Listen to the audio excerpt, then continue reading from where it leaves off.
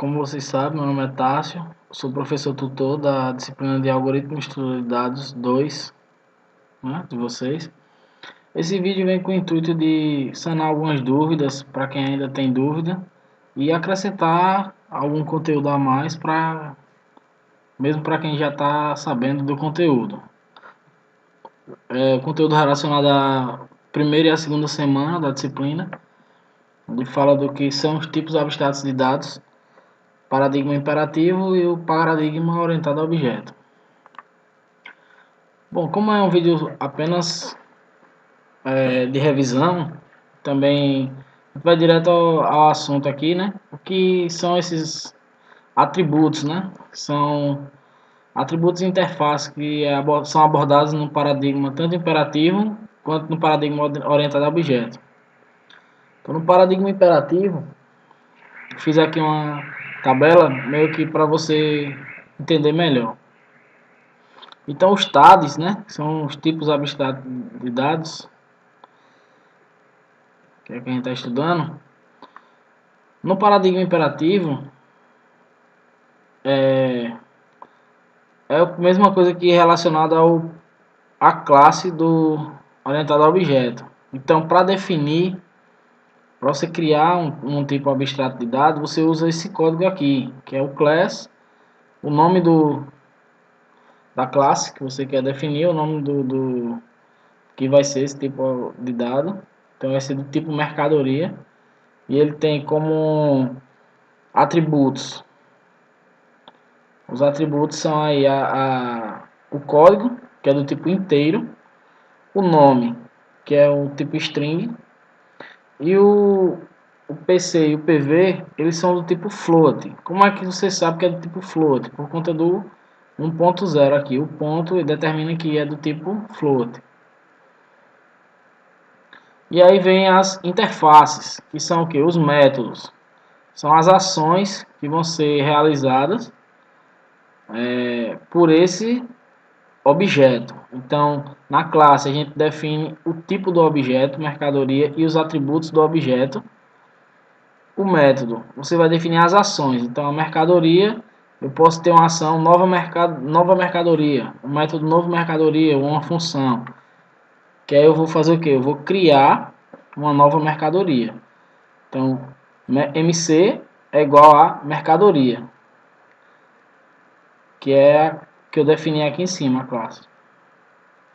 Então, mc.código, eu vou receber um valor do teclado aí, do código. Então, aí eu só bastava colocar mc.nome, recebendo o nome, e assim por diante, para os demais atributos.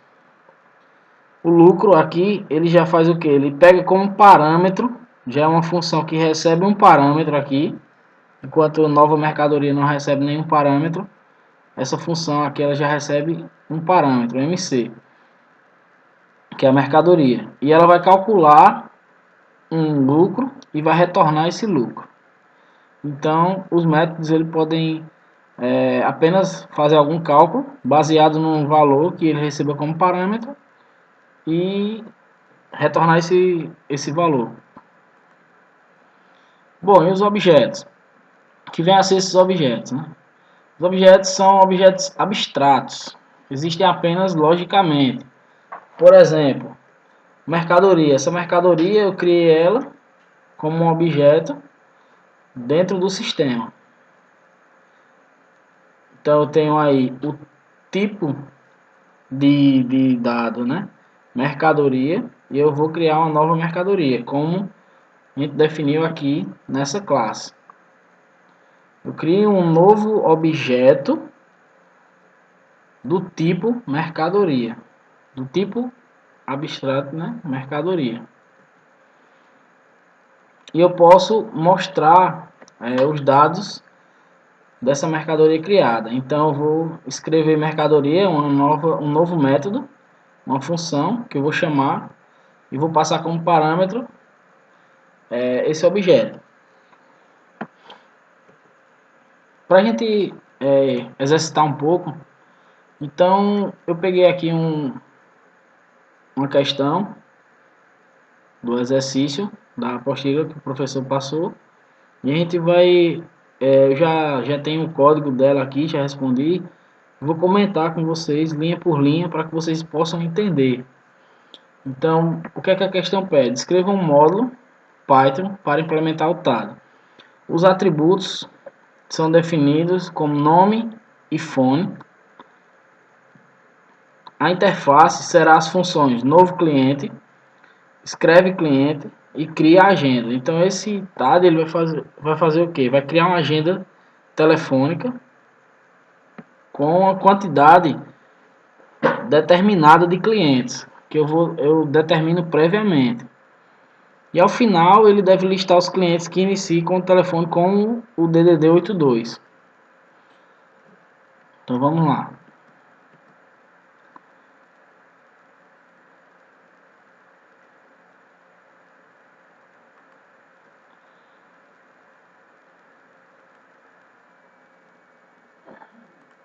Bom, então aqui a gente tem o TAD, cliente, está definido aqui. Então eu criei uma classe com o nome cliente, defini que o nome é do tipo string, o fone também é do tipo string. E aí vem os métodos, a interface, são as ações que eu vou tomar com esse objeto cliente, que eu vou criar aqui no teste. Então eu vou precisar criar um novo cliente, onde vai ser o CAD, né? É igual ao novo cliente,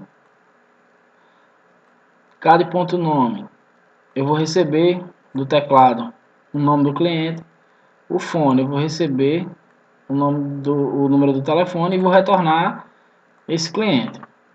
Então quando eu precisar escrever um cliente, eu vou colocar, né, o print nome e o nome desse cliente que eu passei como parâmetro. Você vai passar aqui o objeto como parâmetro. E para criar a agenda, eu determino uma quantidade de quantos clientes eu vou precisar criar. E aí, esse valor, ele cria-se um vetor para que cada cliente seja guardado dentro de um índice desse vetor agenda. Então a gente criou aqui uma estrutura de repetição para que seja criada todos os clientes e cada um armazenado dentro de um índice da agenda. Então vamos executar aqui, vamos para o código aqui para a gente entender. Então a primeira coisa que eu tenho que fazer é importar esse arquivo, que é o TAD underline cliente. Eu preciso importar esse arquivo para cá. A gente utiliza esse código que está aqui na primeira linha. E aí eu preciso solicitar do usuário a quantidade de clientes. Quantidade de clientes que eu vou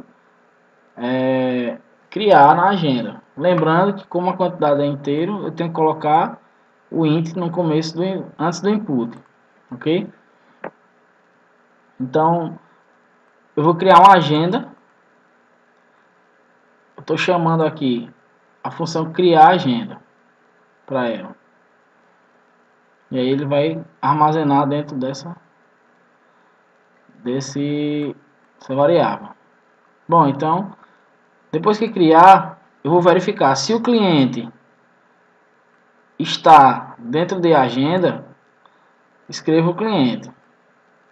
Enquanto existir cliente em agenda, aqui ele vai varrer todo o array e vai escrever todos os clientes aqui de acordo com a função que a gente criou, que é dar o print do cliente que está passando como parâmetro.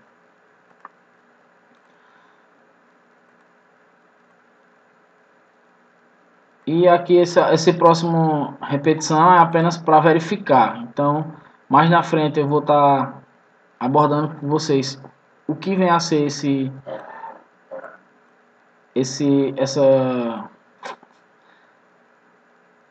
essa função aqui, né? Eu estou pegando aqui um índice da string. Então mais na frente eu vou explicar para vocês o que vem a ser isso aqui. Estou pegando apenas o índice 0 e o índice 1, ou seja, os dois primeiros dígitos. Se forem igual a 82, escreva o cliente. Se não, nenhum cliente encontrado, com o DDD 82. Então vamos testar o código. Pronto. Ele deseja informar a quantidade de clientes. Vou cadastrar 3 clientes.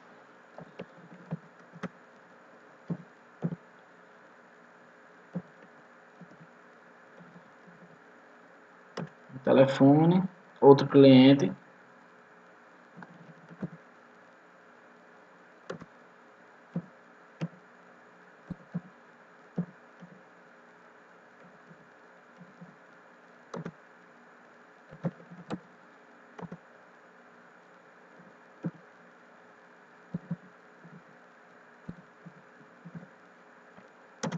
E aí no final ele vai exibir todos os clientes, como determinado aqui nesse for. Escreva clientes. E esse próximo for aqui ele vai exibir apenas os clientes que começam com o telefone 82. Então apenas Daniel e Maria aqui tem o telefone iniciado com 82. Então basicamente é isso. Como definir, recapitulando, a gente vai definir os atributos.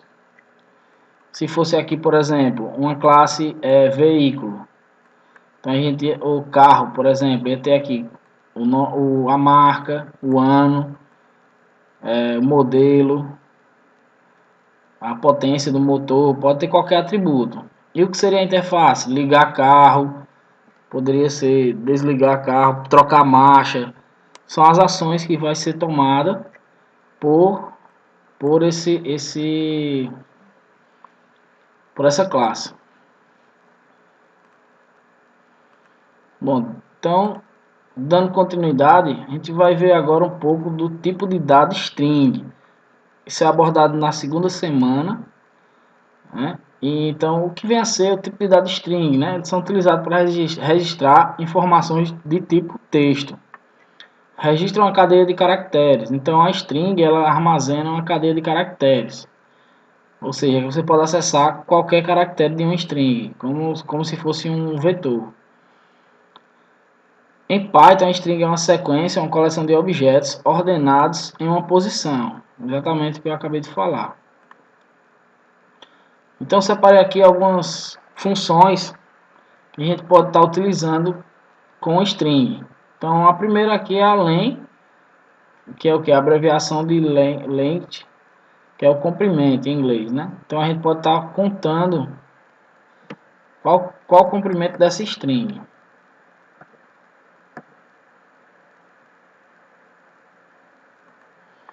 Então eu separei aqui um arquivo para que a gente possa testar.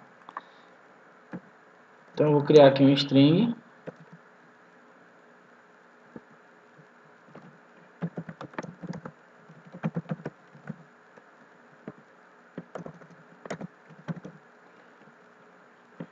Um string com o nome sistema de informação. E vou mandar imprimir essa string. Então, sistema de informação. Agora, caso a gente queira saber a quantidade, o tamanho dessa string, a gente vai utilizar a função len. Então ele está dizendo aqui que tem 22 caracteres essa string. Beleza. Vamos para a próxima. Então, 22 caracteres. Se eu quiser imprimir apenas o caractere, por exemplo, de número 2. Então, eu boto aqui o nome da string no índice 2. Qual caractere vai imprimir? O S. Para não ter dúvida, eu vou colocar aqui 3, para ele imprimir o T. Então, a gente faz o teste e imprimiu aqui ó, a letra T. Lembrando que começa do índice 0, 1, 2, então o 3 imprimiu o índice da string, o índice 3. E aí tem uma função bastante interessante, que é justamente o que eu falei há pouco, que é o slicing, que é o fatiamento da string, onde você pode acessar determinados caracteres, uma sequência no meio da string. Por exemplo, se eu colocar aqui, vamos testando aqui na ordem, se eu colocar aqui os dois pontos, quando você executar, ele vai retornar toda a string. Retornou aqui toda a string, sistema de informação. Agora vamos fazer um teste. Colocar aqui dois pontos, vou botar do 1 até o 4. Então do 1, quem é o índice 1? O índice 1 é o i. Só que aí onde está o detalhe aqui, ó, no final, o 4. Então a gente pensa que vai imprimir do 1, 2, 3, 4 até o E. Só que o E é o delimitador, então ele vai imprimir até o antecessor dele, que é o 3. Então por isso imprimiu aqui só esses 3 caracteres. Então do 1 ao 3. Então caso você queira imprimir do 1 ao 4, você vai colocar o delimitador aqui 5. Se você quiser imprimir os dois primeiros aqui, o 0 e 1, aí você vai colocar aqui 2. E aqui você vai colocar o 0 ou deixar sem nada. Então ele imprime os dois primeiros caracteres. Que foi o que a gente utilizou no exercício anterior. Então aqui agora, a gente já testou esses aqui, né, que exibem. Agora com o índice negativo.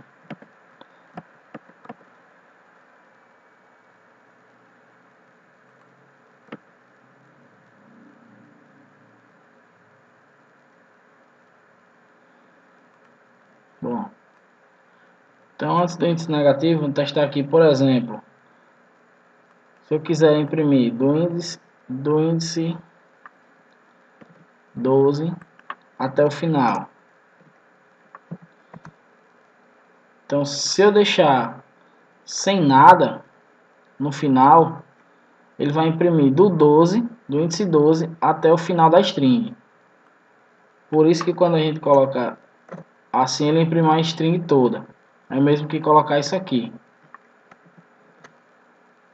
Ele vai imprimir a string toda. Ok? E o índice negativo, ele começa a percorrer a string do final.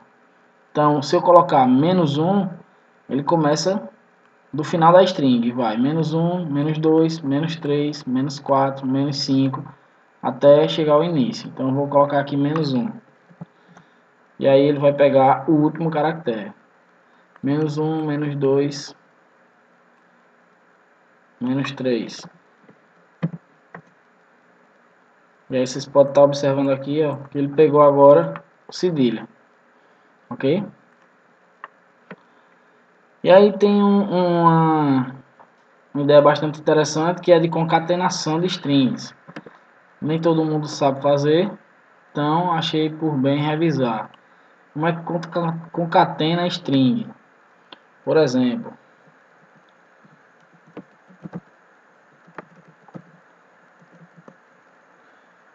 então eu vou concatenar com a string s. Então eu coloco bacharelado em, ele vai colocar aqui sistema de informação. Bacharelado em sistemas de informação. Ou seja, ele juntou uma string com a outra. Se eu coloco o sinal de adição com dois números inteiros, ele vai realizar a soma, mas com string ele vai concatenar, juntar um string com a outra, ok? E tem uma ideia interessante que eu posso multiplicar strings. Então, por exemplo, se eu quero que exiba esse nome, bacharelado de sistema de informação, 10 vezes, posso chegar aqui, ainda vou concatenar no final aqui com um espaço, para exibir um espaço no final, não ficar o nome colado, vezes 10. E aí ele vai exibir o nome sistema de informação, bacharel em sistema de informação 10 vezes.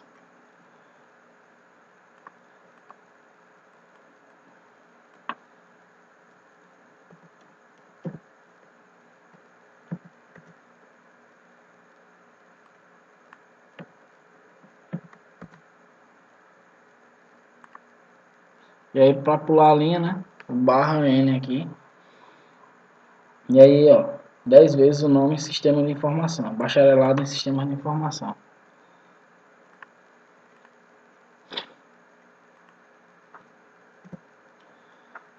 E agora a gente vai passar a utilizar alguns métodos da classe string. Então, um método bastante interessante é esse aqui, esse file, que eu posso encontrar a posição de uma substring, ou seja, eu coloco um pedaço da string e ele vai me dizer a posição daquela string. Por exemplo,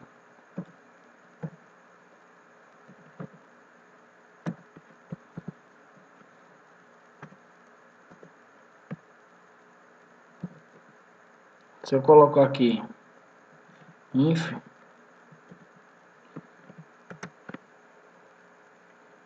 ele vai me dizer qual é a posição que está essa string. Então, como a gente pode observar aqui,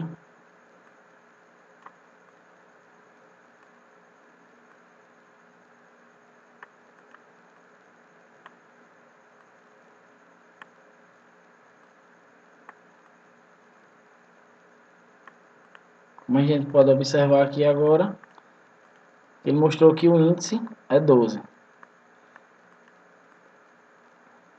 Porque o i aqui está no 12. Ok? Então, o próximo é o replace. O que é que ele faz? Ele repassa, substitui uma ocorrência, uma cadeia, né? Uma substring dessa, por exemplo, vou colocar aqui o sys. Então eu vou repassar o sys por bacharelado em sistemas. Sys.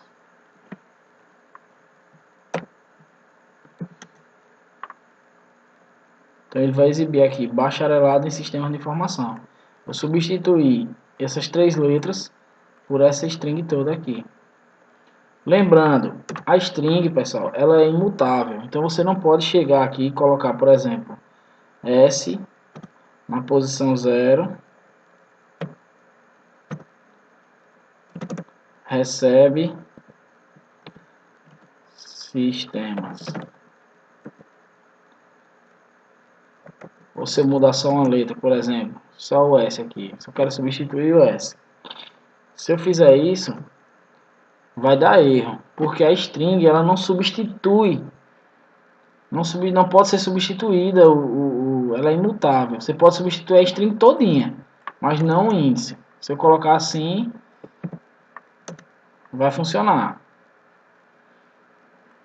Isso é o que acontece com os métodos. Então, por exemplo, quando eu faço isso aqui, não quer dizer que eu estou substituindo o valor da string. Eu estou apenas imprimindo aqui. É tanto que se eu fizer isso aqui, ó, eu estou repassando e estou depois mandando imprimir S. Ele vai imprimir a string original. Agora, se eu colocar esse valor dentro de outra string e mandar imprimir essa outra string, aí ele vai alterar. Mas alterou essa string X e não a string S. Fique bem claro isso aí para vocês, ok? Por isso que eu já estou colocando o comando dentro do print, para que vocês possam ver o que é que esse método faz. Então, outro método interessante, que pode ser útil, é esse método upper. E o que é que ele faz? Ele vai converter tudo para maiúsculo. Sistemas de informação, tudo maiúsculo.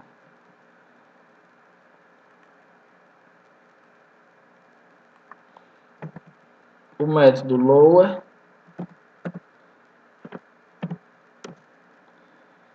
tudo minúsculo. Como já está minúsculo, a gente não percebeu muito. Vou mudar aqui para que se perceba que está tudo minúsculo. E aí um método que foi bastante utilizado nos exercícios é esse método split. E o que é que ele faz? Então ele tira, ele remove, retorna uma lista de itens, delimitando pelo caractere que foi informado. Então, por exemplo, se você tem um CPF,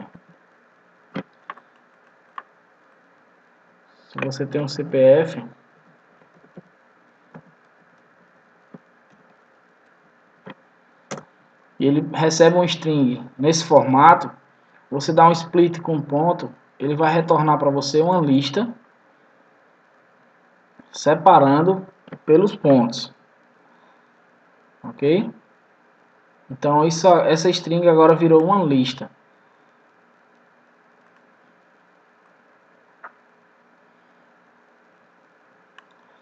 O próximo método é o isAlpha. E o que é que ele faz? Ele verifica se essa string ela é alfabética. Então vamos testar, ele vai retornar o valor true ou false. Esse é o parênteses aqui. Então ele retornou o valor falso, ou seja, aqui eu tenho apenas números e caracteres especiais, eu não tenho nenhuma letra. Então, por exemplo, se eu colocar aqui agora apenas uma letra, ele vai considerar falso novamente. Por quê? Porque ele não é apenas alfabético. Diferente se eu colocar apenas letras.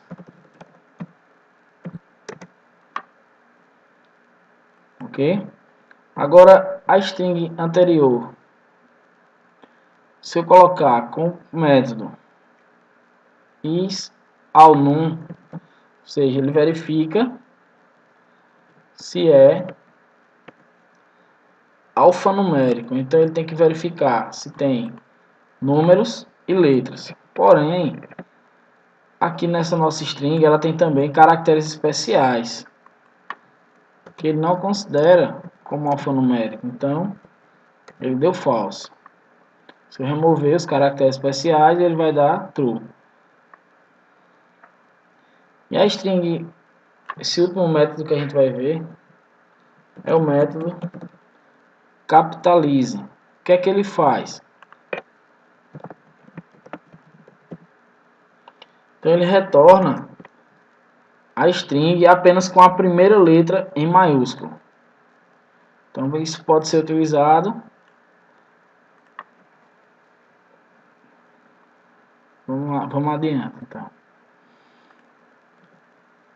Bom, então para finalizar aqui, tem um exercício onde a gente vai desenvolver um verificador de CPF.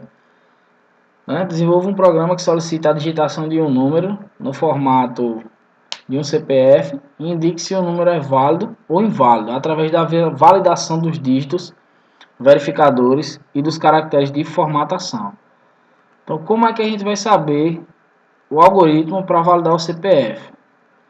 Então, para validar o CPF, primeiro a gente tem que saber que ele é composto de 11 algarismos. Os dois últimos são chamados de dígitos verificadores. Então, os dois últimos são criados a partir dos 9 primeiros. O cálculo é feito em duas etapas, utilizando o módulo da divisão por 11. Então, para exemplificar melhor, a gente vai calcular esse CPF aqui, a gente vai calcular o dígito verificador dele. Então, vamos lá. Bom, o primeiro dígito é calculado com a distribuição dos dígitos, colocando-se os valores de 10 até 2, ou seja, 10, 9, 8, 7, 6, 5, 4, 3, 2, conforme a representação abaixo. Então, você distribui aqui o CPF 2222, 3333, 6666, que é o CPF que foi escolhido aqui para a gente validar. Abaixo dele, você distribui numa linha 10, 9, 8, 7, 6, 5, 4, 3, 2. Então, quando você vê isso aqui, você já vai imaginando que isso vai ser necessário você fazer um for, para você fazer com que esse número se repita aqui, um for com um contador decrescente. Então, vocês quando tiverem um problema, vocês já comecem a ler o problema imaginando uma solução para esse problema. Como é que vai ser feito? E esse total aqui, ou seja, nada mais é do que a multiplicação do número do CPF pelo valor definido. Então, 2 vezes 10, 20, e assim para os demais. Então, em seguida, você vai efetuar a soma de todas essas multiplicações. Então, você vai ter que armazenar essa soma dentro de uma variável e incrementando a cada... Você vai incrementando a cada número do CPF. Então, 20 mais 18, esse resultado mais 16, esse resultado mais 21, para que você possa no final ter o resultado obtido da soma. Esse resultado ele será dividido por 11. Considere como quociente apenas o valor inteiro. O resto da divisão será responsável pelo cálculo do primeiro dígito verificador. Ou seja, você tem 162, que foi o resultado que deu aqui, desse CPF, a soma. Você vai dividir por 11. Então, você vai obter 14 de quociente e 8 do resto da divisão. Então, o que interessa para a gente é o resto da divisão, né? Porque a gente vai utilizar o resto da divisão para calcular. Então, caso o resto da divisão seja menor que 2, o primeiro dígito verificador já é 0. Então, isso você vai ter que usar uma condicional para fazer essa verificação. Caso contrário, você vai subtrair o valor obtido de 11, que é o nosso caso. Como deu 8, o resto da divisão, então você vai fazer 11 menos 8, ou seja, 3 é o primeiro dígito verificador do CPF. Para verificar o segundo dígito, o processo é o mesmo. A diferença é que agora no lugar de 10, 9, 8, 7, 6, 5, 4, 3, 2, você vai usar o 11. Então você distribui o CPF todinho com o dígito verificador que você já encontrou. Começa a multiplicação a partir do 11. Então 2 vezes 11, 22. E aí você vai multiplicar tudo aqui. Então nesse caso aqui, no final, você vai realizar o mesmo cálculo. Você vai dividir aqui o resultado da soma por 11, vai pegar o resto da divisão. Quanto é o resto? Se for menor que 2, você vai considerar como 0. Caso contrário, você vai subtrair, né, do 11. Então, nesse caso aqui, os dígitos verificador foi 3 e 8. Então, vamos ao código aqui, né?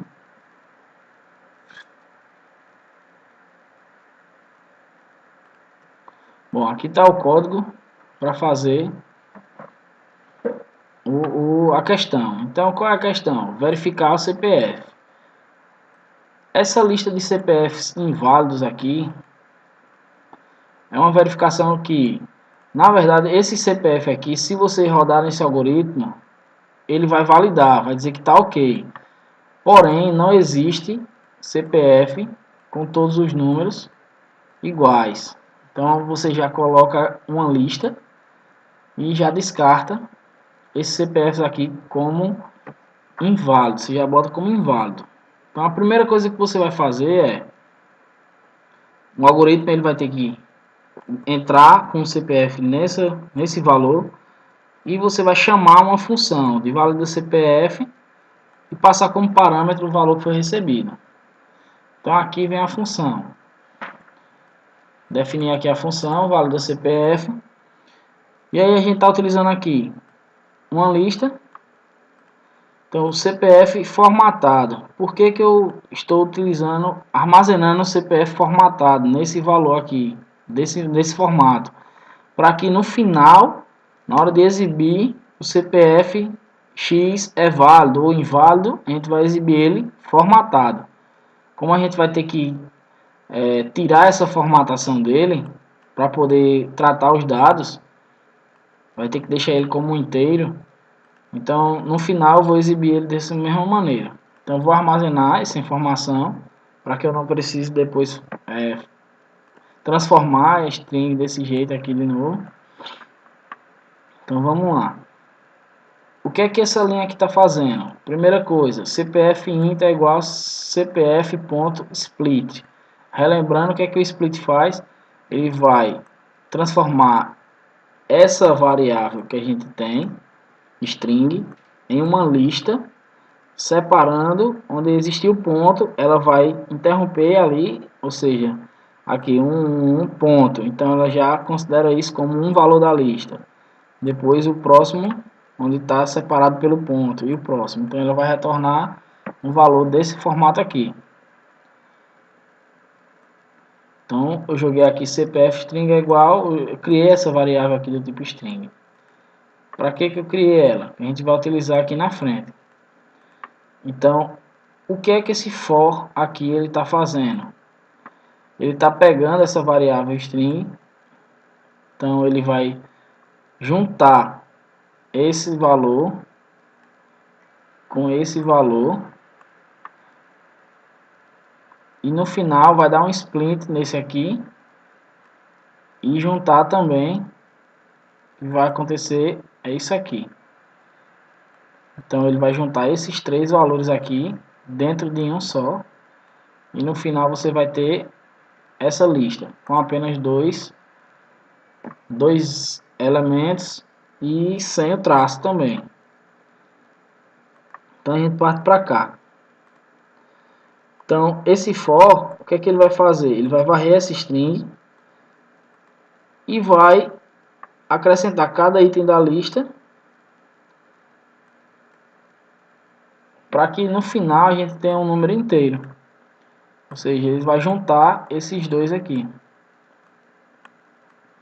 Junta esses dois e transforma o número do CPF todo em um inteiro. Então, com esse CPF no valor inteiro é que a gente vai trabalhar. Então, a gente vai verificar aqui. O CPF, ele está na lista de CPF aqui em cima. Então, se esse CPF estiver na lista, ele já vai dizer que o CPF formatado, ou seja, essa variável aqui que a gente recebeu, ele vai dizer que esse CPF é inválido. Se ele não estiver na lista, aí sim a gente vai começar a tratar. O que acontece às vezes, alguns alunos mandam o código, por exemplo, eu poderia verificar todinho isso aqui e no final dizer se ele está na lista é inválido. Só que eu já fiz todo esse cálculo. Então não é necessário esse cálculo. Só é necessário esse cálculo se o CPF for válido. Então já tenho como validade de primeiro. Então, às vezes acontece que o aluno coloca, a gente tem que imaginar sempre algo maior. Então, imagine que esse cálculo aqui poderia demorar muito tempo. Então, você gasta poder de processamento computacional para calcular uma coisa que não vai ser útil. Se você no final vai verificar que ele está na lista e é inválido. Então, você tem que verificar logo no início. Então, eu vou validar o primeiro dígito, depois o segundo. Como a gente viu no slide, o cálculo é bem semelhante, só acrescenta um dígito, que é o primeiro que vai ser obtido. Então vamos lá. Primeiro eu vou definir um contador tamanho 10. Então vamos observar que ele inicia com 10. Por quê? Porque no slide está definido que ele começa do 10. Então aqui 10, aí depois 9, 8, 7, 6 e aí o CPF vai sendo montado ali. Bom, então a soma também, que eu vou ter que sempre ir somando esse total aqui. Então, o CPF, eu tenho, lembrando, esse valor que a gente obtém aqui em cima, nesse formato, só que ele ainda é uma string nesse formato. Então, para trabalhar com essa variável CPF, eu tenho que converter para inteiro. Então, eu converto para inteiro o CPF dígito. Que dígito é esse? Dígito 0, ou seja, no índice 0. Então, no índice 0, o CPF, eu vou multiplicar ele por conta, por 10. Então, no índice 0, quem é o índice 0? 2, eu vou multiplicar por quem? Por conta. Quem é conta? 10. Então, multipliquei, depois eu diminuo o contador e aumento o dígito. Diminuo o contador para 9 e aumento o dígito. No lugar de ser 0, vai ser no índice 1. E assim por diante. O for, o while aqui no caso, vai se repetir até o conto ser maior, enquanto for maior ou igual a 2. Então, quando chegar em 2, ele executa mais uma vez e para.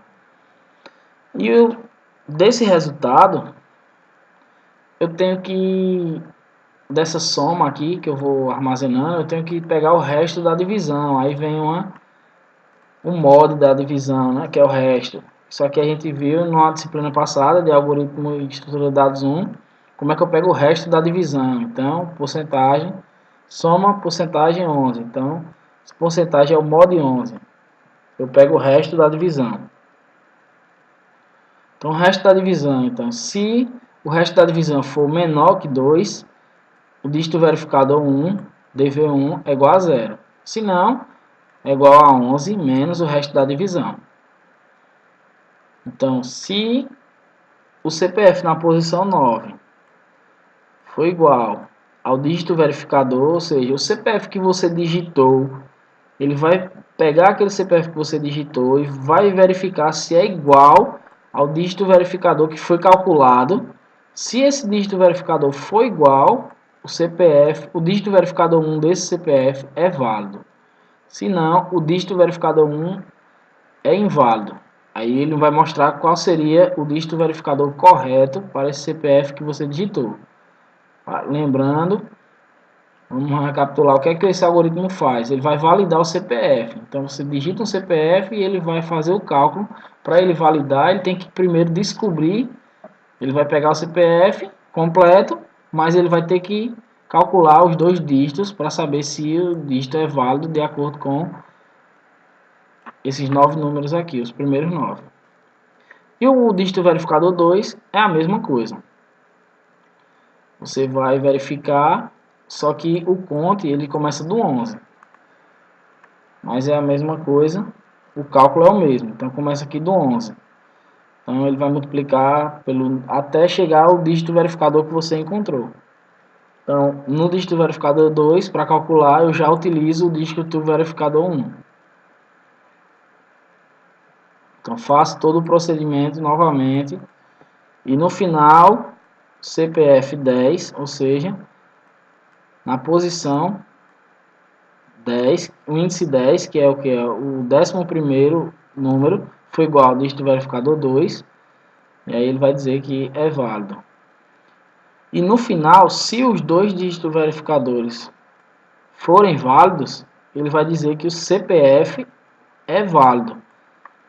Então ele vai verificar e vai de dígito por dígito vai dizer se um é válido e o outro não, ou pode vice-versa. E se os dois forem válidos, o CPF é válido. Então, vamos testar esse algoritmo.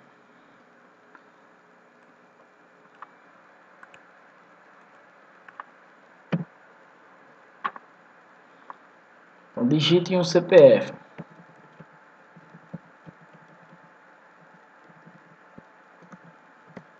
O CPF é inválido. Por quê? Porque ele já entrou em um CPF da lista. Então, já verificou aqui que esse CPF é inválido.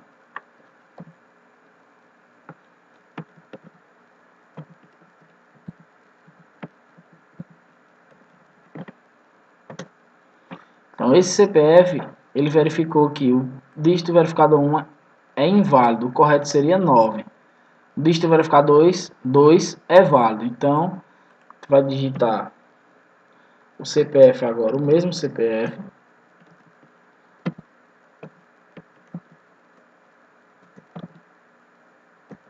Se o primeiro dígito verificador seria 9, então 90.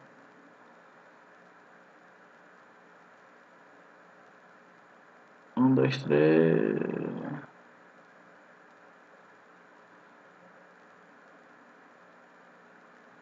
Então vamos tentar de novo.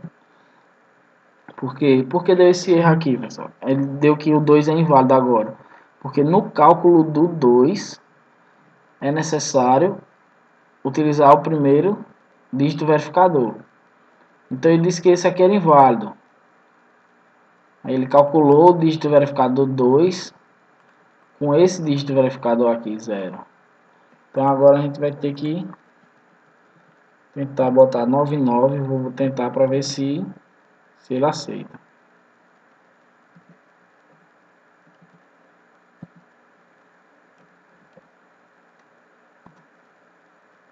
Oh. Acontece. 4, 3, 4.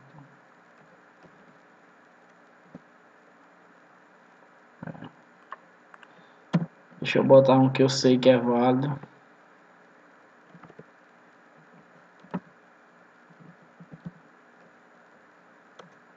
Bom, então ele verifica se o CPF é válido.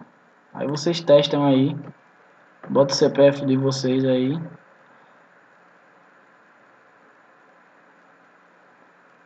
Bom, pessoal, então é isso aí. Espero ter ajudado. Vou tentar fazer mais vídeos para ajudar vocês. Então as referências aí. Nesse site da Bosa Treinamentos tem um curso lá de Python, quem tiver interesse. O iMaster foi o link que eu peguei o algoritmo para validar o CPF. E como base, sempre utilizar o texto que é disponibilizado no Moodle. Texto da o módulo 1, que é no caso da semana 1 e 2 aqui, caso você tenha alguma dúvida, ok? Então até a próxima.